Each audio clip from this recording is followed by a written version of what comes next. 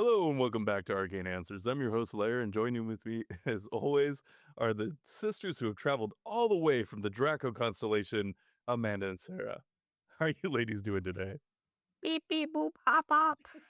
Oh, they're robots, not lizard people. I was wrong where they came from. I don't know what sound a lizard makes, so that was the best I could do. Maybe that's the sound. I don't know. But today we're going to be talking about the DIA, the Denver International Airport. I know its call sign's DEN, but it's not as cool. Yeah. Yeah. Yeah. But this episode's going to be a little bit different because the three of us are taking apart this huge, all encompassing conspiracy theory that ties nicely in with last month's episode. Because in my section, at least, we're going to be going underground. Ooh. Yeah. And to kick things off, we'll be diving beneath the surface of the modern mythology and right back to the winter of 1995. That was when the Denver Stapleton International Airport was permanently closed. And what happened? Hmm? You don't know? Absolutely nothing. No, you're Billions of wrong. dollars of Oh, over budget on construction is what happened. That's right. A weird building with strange teepee-like structures rose in its place. It's supposed to mimic the Colorado horizon. It does. Is that what it's doing? It's supposed to, yeah. Oh. I It's have always wondered that, and I would not have guessed that to be the answer. yeah, those, tinted fiberglass roofs were meant to mimic Colorado. It's, Oh, beautiful mountains. I don't know. I you don't see know, it either.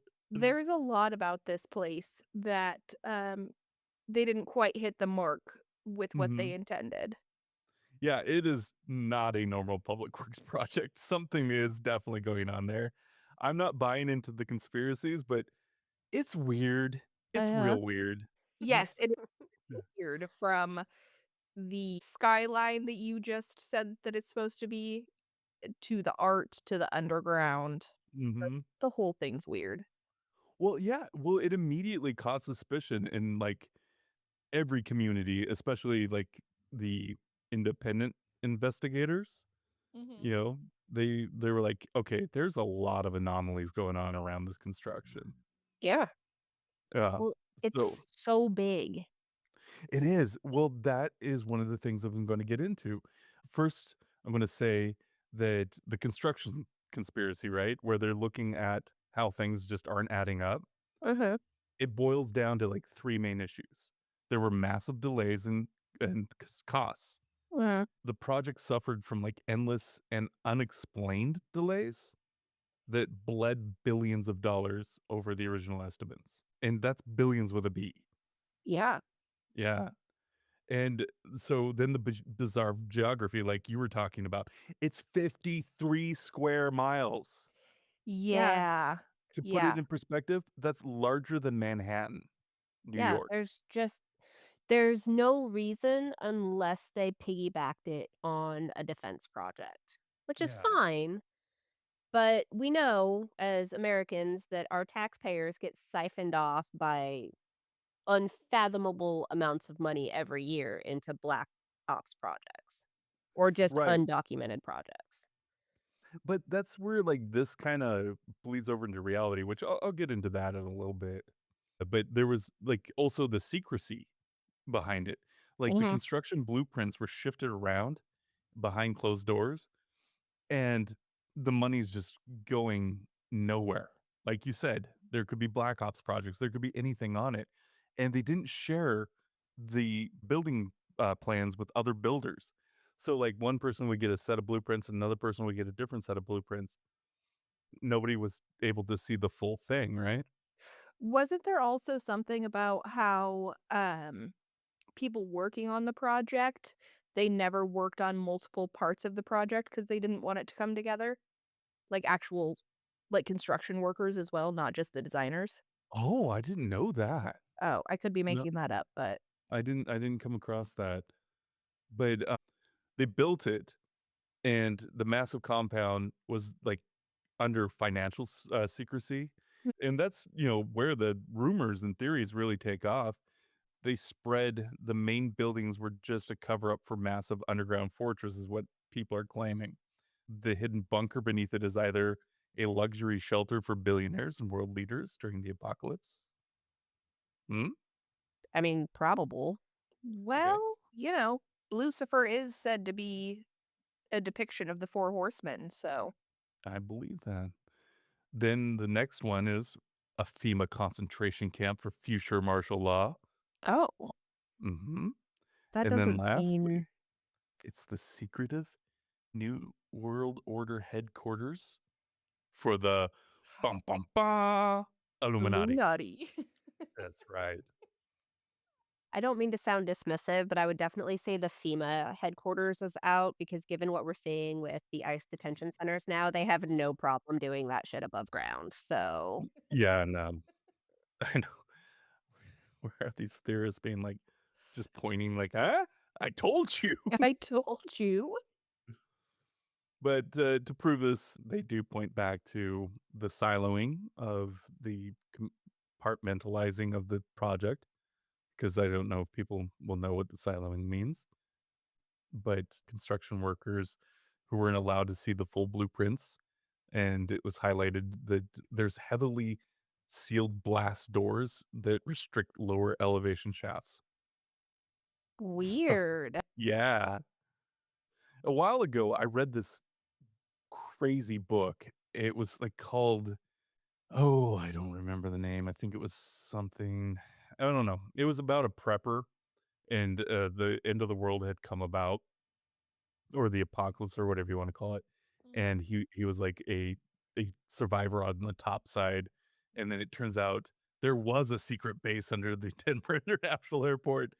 And it was just this masturbatory fulfilling of a fantasy he had. You know, you could totally tell him, like, as he's writing it, like, I'm so right about this. I knew it all along. Like, he's just telling the story about, like, how he's right.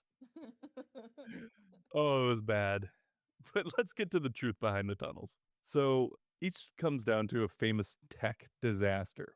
The airport tried to build this like revolutionary computer guided baggage system with miles of underground tracks.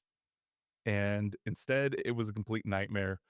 During the testing of the system, it glitched constantly and carts crashed into the walls, shredding people's luggage. Yeah, wasn't it just like smashing people's bags? Yeah, they would just drive into the walls and just, like, crush people's stuff. Oh man. But that single failure of that underground baggage distribution system Mhm. costs billions because 'cause Well, they're I would imagine, debugging it, yeah. refunding luggage, all this other garbage, and then they just gave up. They just gave up and went back to humans handling the luggage. That seems easier than trying to fix all the bugs in a program that's just smashing everyone's belongings. Yeah, and I mean, it left miles of dark, empty, abandoned underground tunnels, which do exist, Mhm. and I get why you would be like, "Why are there tunnels down there?" I don't know why they had to be Southern. I don't know, they're in the Midwest. Yeah. I say, "Why are the tunnels down there?" No, that's not right either. No, I don't know what that was. it's going sideways quickly. Yeah. They failed to engineer the project properly, and then it just became lizard people, Illuminati, and secret military bases. Yep. So I do wonder though, now that we have completely automated vehicles on the road, both in trucking and the what is it, Waymo, those taxis. Mhm. I wonder if they are going to try to re-engineer the baggage system underneath now that they actually have the technology because I have to say if we can put these things on the road but they still can't make the baggage work, there's something deeply deeply concerning about one thing or the other. I just don't think they have the budget or the desire to revisit it. I mean, I'm sure that they could because I know a lot of those things work well and you don't have to worry about pedestrians down there Mhm. because there's lizard people. Well, yeah. That's what the man wants you to think anyway. Not the man. Yeah, the man. But that's really all I had for the underground. I'm going to kick it over to you, Amanda. Yeah. So the first thing we're going to talk about is the way that the runway is laid out for the Denver airport. So instead of the nice kind of like parallel lines that go on with many airports, the aerial view of the Denver airport looks roughly like a swastika. Yeah, I've seen that. And the reason that engineers say that this was designed this way was because they needed to be able to take off from any angle because the winds in Colorado are, well, especially Denver, are very, very strong and very unpredictable, which, You would think I it would agree with. you'd think it'd be easier to land at a mile higher than most populations. I, I don't know. Their winds, though, they're just like, this allows us to have kind of this multiple angles to hit it. Right? So that, I guess that does make sense. Um, However, people took off with this as some sort of nod to occult geometry. The other conspiracy that surrounds the runway layout of the Denver airport is an energy grid alignment for the subterranean colony hidden beneath the airport. Hell yeah, I didn't read this. So, I know yeah. nothing about this. Yeah, so I'm not sure what energy like, is it kinda ancient aliens, the pyramids or batteries style, or Nazca lines? I don't really know, but that was the other thought on this, was that they had laid it out to optimize the energy for the subterranean colony. Sure, you know how Yeah. if you draw a line, it just recharges you for the day like a cup of coffee? I mean, Absolutely. yes. So maybe the ley lines, I don't know, we got some magic going on, it's cool. Yeah, I like Um, that. and then the other thing, of course, with the underground tunnels, anytime you have underground tunnels, our good friends, the reptilian people, are going to make their way into the lore. Mhm, Well, one of the proof with, and I'm saying this with like violent quote fingers. So, one of the proofs that people cite are these luggage gargoyles at the, I think it's Jeppesen terminal. mhm. So, it's an art installation and it's actually called Notre Denver. Okay. So yeah, so what it is there are 2 statues, each have an open Samsonite suitcase with a gargoyle sitting over it, and they're overlooking the luggage claim on the 5th level. So protecting So the luggage. correct. So the conspiracy developed that these were proof of non-human masters watching over travelers, which they have a security system, so I don't necessarily think they need gargoyles, it's fine, like, there's Well, cameras I don't think everywhere. the non-human masters are looking over them benevolently. I think they're watching them. Well, and that's fine if they're watching them, but they can watch them over the camera security system. They don't have to watch them through gargoyles, but they could. I mean, it's fine. Do what you want, reptilian overlords. I'm not here to Do tell the you what to do. gargoyles come to life and stop any wrongdoers? So, so I was not in expecting this. 2019, they decided to install a temporary animatronic gargoyle that was Mhm. remotely operated by a comedian. I highly, highly, highly recommend that anyone look this up on YouTube because it's hilarious. So people would come up and this gargoyle would start talking to them. And since it was an actual person interacting with them, they'd start out with like, "Hi, welcome to the Illuminati headquarters. I mean the Denver airport." And then it would make, yeah, and it would make comments on whatever face they were making, or, because the person could see them, like any gestures, if they're walking by not paying attention, it would get their attention. I mean, this thing was phenomenal. Yeah, I Um, saw that they leaned into it for a little bit, and I didn't They know they took did. it that far. oh, they totally did. They took it further, right? So you have all of these conspiracies that cropped up either from the most grossly incompetent project management that you've ever seen, or some fact mixed in with the fiction. You know what I mean? Mhm. But either way, the marketing department's like, "Let's go." So, they ended up doing this massive remodel of its main terminal, and instead of, like, the regular construction barriers, they hung up these giant, colorful posters featuring aliens and shape-shifting reptilian people. And, like, the bylines on these posters were things like, "What are we building? remodeling the terminal, or reinforcing our underground bunker. Oh, Or nice. the other thing was like, are we creating the future of aviation or paving over secrets? Like, they just went ridiculous. And not only that, but also leaned into it by posting public conspiracy themed costume contests. They had an alternative history movie night, which I don't even know what that means, but because I couldn't find too much information on it, but I'm guessing But it it's like sounds just rad. Yeah, you yeah, caught my interest. or just like a ancient aliens marathon. I don't know.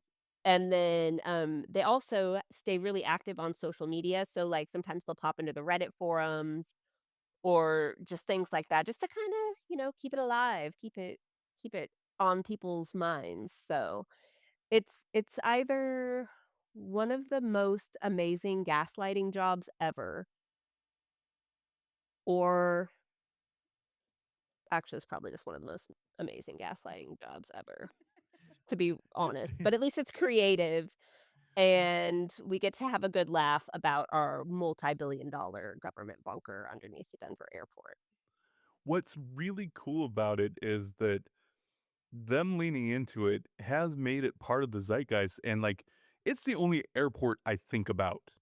Yes. Yeah. Have you ever flown into Denver? No, I haven't. It's hell. It's like the It's the 3rd circle of hell. it's the only airport that I will actively avoid if I have a connecting flight. I will pay extra money to fly out of any other airport than Denver. Yeah. See, I want it to be a destination, like, I want to go there just to spend, like, an 8-hour overlay just so I can look, around. They do say if you're gonna fly and have a layover in Denver, to allot anywhere from, like, 45 minutes to an hour and a half just to explore and look at the art. Yeah. It took us 2 hours to get through customs when we came back from Japan, and then we had to run something like 85 gates because they moved our departing gate to come back to Tulsa. It was horrible. And then once I lost my son in the Denver airport, so that was fun, almost missed a flight. I mean, this place is just it's enormous and it's terrible. Oh, and then one time I was traveling with Sarah's son, and on our smartwatches, we logged over a mile and a half just getting to the ticket counter because they only had one gate open at 4 o'clock in the morning. What? Yeah. It was the worst. Like, I can't tell you how much I hate the Denver airport. W 53 square miles, and they couldn't keep more than 1 open? No, Correct. I mean, that it was a mile and a half, the line. I mean, it was winding around. You just saw people who had given up on life, no shoes, laying on the carpet. They're just like, "I guess I sleep here now." Life is Mhm. horrified. I'm like, "You no, what are you doing?" But, yeah, so make it a destination if you want to, but understand that it's a horrible place to be. Just the airport. Denver itself, beautiful. Yeah, Denver's fine. Well, we'll go from Rocky Mountain High, I guess, to Sarah. Yeah, it's all you now, Sarah. All right. Well, I am going to be covering the art portion of the Denver airport. And I would just like for the two of you to get your phones ready because I will be sending you images as I talk about them. Okay. So I think not the most, but one of the most notable art installations at the Denver airport is the Blue Mustang. You know, people have coined it Lucifer. So, for anybody who has not had the honor of flying into Denver or seeing Lucifer in person, it's a wild ride. So, it's a structure standing at 32 feet tall, is a vibrant blue, anatomically detailed horse rearing on its hind legs. As if that isn't alarming enough, at night the horse's eyes actually have red LED lights in them that glow like it's possessed by the devil himself. I have to ask a question because you mentioned it's anatomically correct. Don't you worry, I'm getting there. Is it a stallion? It Oh, is. it's a stallion. Oh, Oh oh, my is it a god. stallion?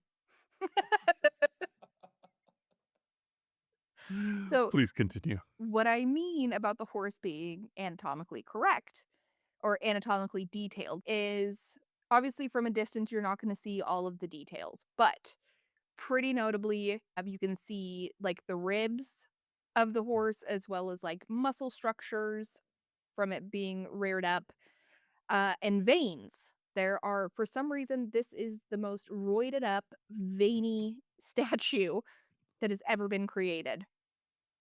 It's angry. Yeah, yeah. Um, and its face is locked in a snarl. It's just a very odd sight to behold. Yes, it does have a penis and it has a very large butthole. Oh, no. And for some reason, it has a massive, like, veiny section between the horse's anus and penis.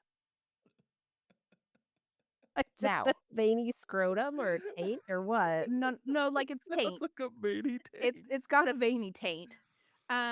So I would like This might for be our most blue episode yet. absolutely. It's not our So fault, it's the Denver airport. It's Lucifer's fault. so I would like for the 2 of you to go ahead and now reference your phones because I am sending a photo for you. Okay. Is this the art installation that ended up killing the artist and it had to be finished posthumously? Yes. So Lucifer was created by Luis Jimenez, and he named the piece Blue Mustang. Tragically, while he was sculpting the massive horse, one of the hoists broke, and a piece fell on Luis, severing an artery in his leg and killing him. His family and the studio staff that worked for him completed the project after his death. So, some of the theories behind Lucifer is that he represents the four horsemen of the apocalypse, and then others speculate that it is actually a satanic symbol because of its red glowing eyes. Okay. So, as if a 32-foot veiny blue horse isn't terrifying enough when you go into the airport, they have several interesting murals. I'm focusing on two of them in particular because these are the most famous ones. I do want to say the artwork is absolutely beautiful with the bright and contrasting colors. If you're Boom. passing by it, it's going to catch your eye, you're going to see it, but you're also heading for your gate. So, if you have the time to stop and look at it, then you get to see some of the odd content of it. So, Mm. let's break this down a little bit. The first one I'm going to talk about is in peace and harmony with nature. Okay. So, I have another photo. I'm going to describe what I'm seeing so that you guys can follow along here. This particular mural there's a doorway that splits it. So there's a smaller portion of the mural and a larger portion of the mural. So on one side, what you're seeing is like burning, like a massive fire in the background with the environment burning. There are a handful of people in here, all of different ethnicities. One looks like it's holding a penguin, either like a taxidermy penguin or a penguin that was caught. It's in a glass What? box, either taxidermied or what. It looks dead to me, but it's a painting. So, uh, there also is a large dead either leopard or jaguar. I can't really tell from the picture what it is, but Mhm. a large wild cat dead in the center of the photo with flowers lining its back. And underneath the big cat, there is a person that appears to be dead in a coffin. And to the right of that, there is also another dead person, or what appears to be a dead person in the coffin. So basically, there's a lot of like death and destruction in this painting. So, So, like, apocalyptic. so on the other side of this painting, the world is thriving. Again, there's tons of people in this photo they appear to be from various ethnic backgrounds. There's wild animals all over that look like they're just flying around or running around and having a good time. The world is good, and there seems to be no problems anymore. Looking at this, I buy into the conspiracy. I do.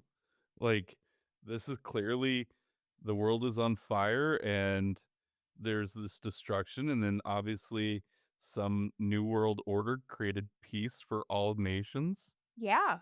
Yeah, yeah, Not that really the thing I wanna see, though, when I'm traveling, personally. not a subtle peace either. No, no, the other one's even less subtle. So, the next piece I'm gonna talk about is called, Children of the World Dream of Peace. So, we are going to be starting on the chaotic side of this, just like we did on the first one. And this portion of it, there is a soldier in a gas mask. In one hand, he's holding what looks like a weapon, and in the other hand, he is holding a sword that is stabbing a dove. Uh, Okay. yeah, there are children wrapped in blankets, huddled together.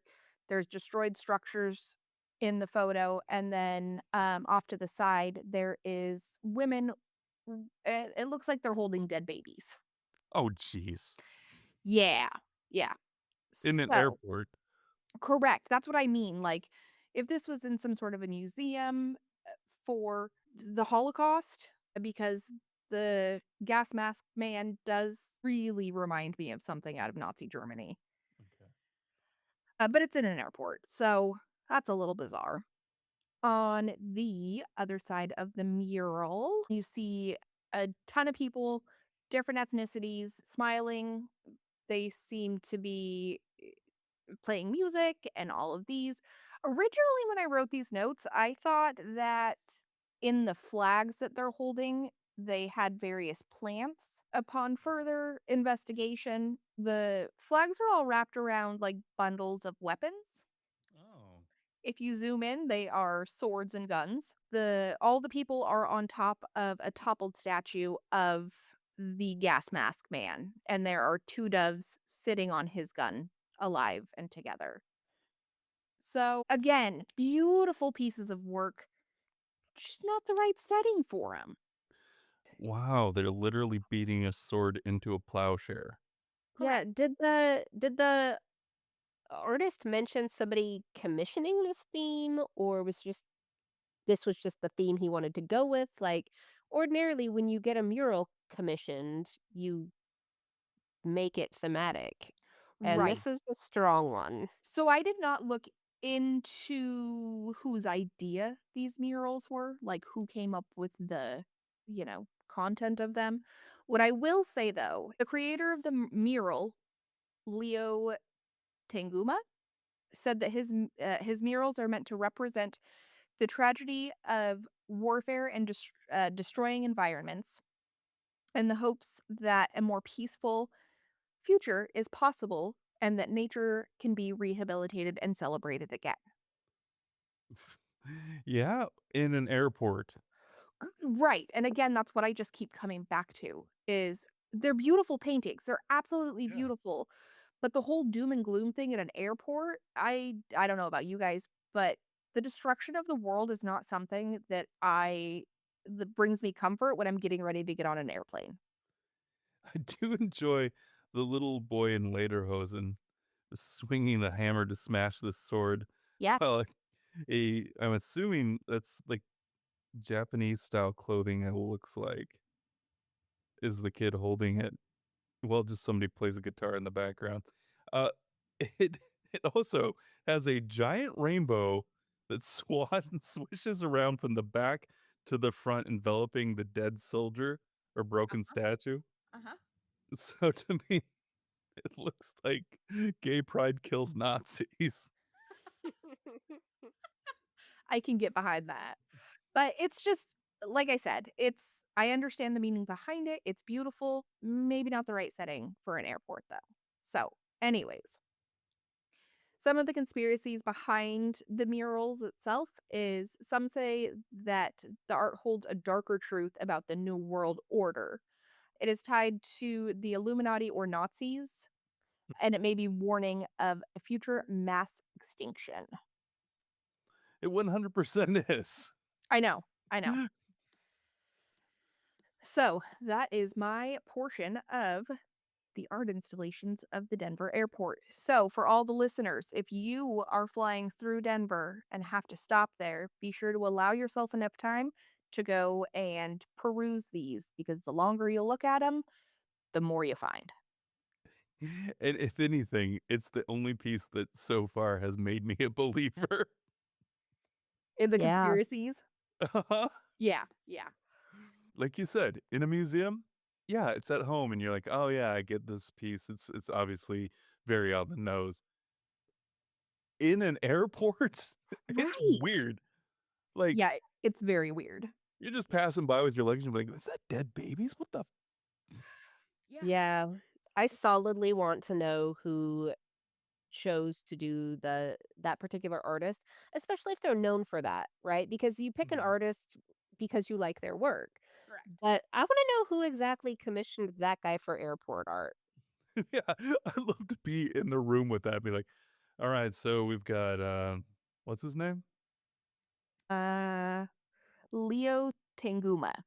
Alright, Leo Tenguma coming in, and he's got this idea, and you gotta hear him out. It's amazing.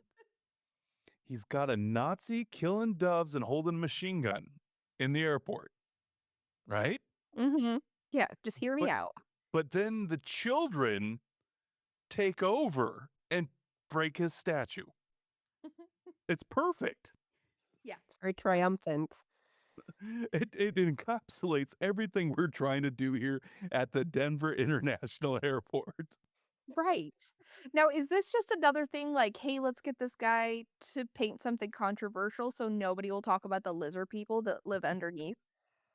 Yeah, that's right. It's like, Like I I think that's a great idea. Is that a better lizard noise? that That's I was a a don't good know. really one. good lizard I'm noise. still working on it. I'm trying to come back from beep bop boop bop. So Well, anyway, I think that's all we have time for tonight, and, next time, we will be doing end something of the interesting. world prophecies. Until then, see you later. Bye. Bye.